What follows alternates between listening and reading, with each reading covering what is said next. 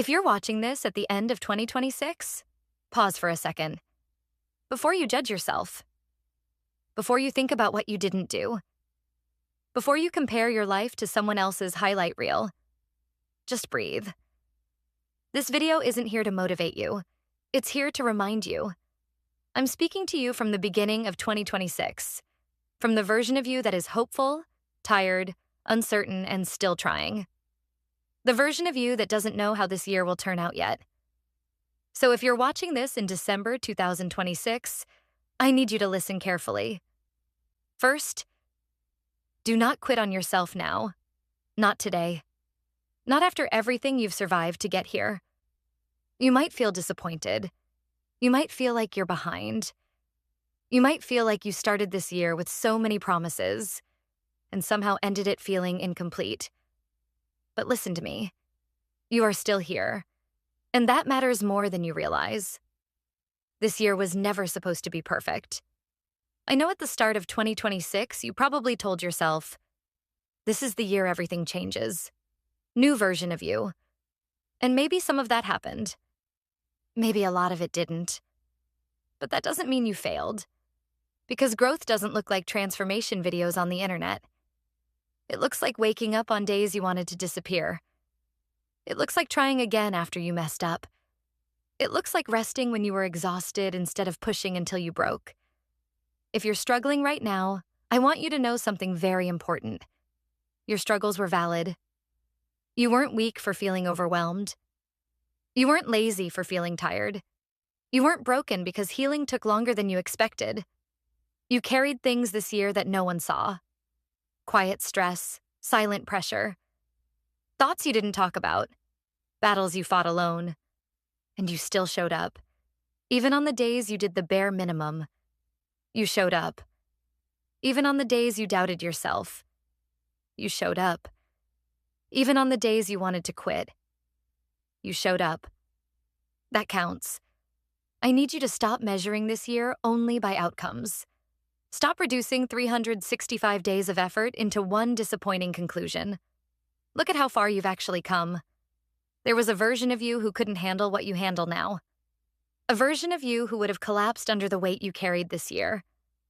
A version of you who didn't know what you know now.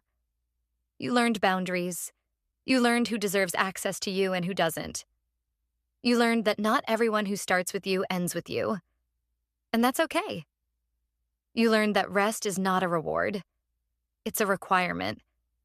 You learned that motivation is unreliable, but small habits quietly change lives. You learned that healing isn't linear.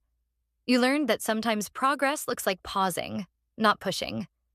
And maybe the biggest lesson of all? You learned that you don't need to become someone else to be worthy. You just need to keep becoming yourself.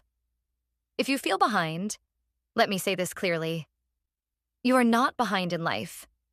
You are exactly where your experiences led you. Life is not a race with one finish line. It's a series of chapters. And this year was a chapter of learning, not arriving. I know there were moments you felt stuck.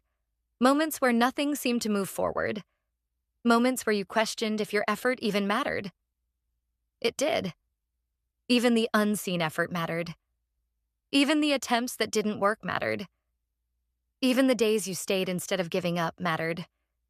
You don't see it yet, but consistency compounds quietly. Nothing you did with intention was wasted.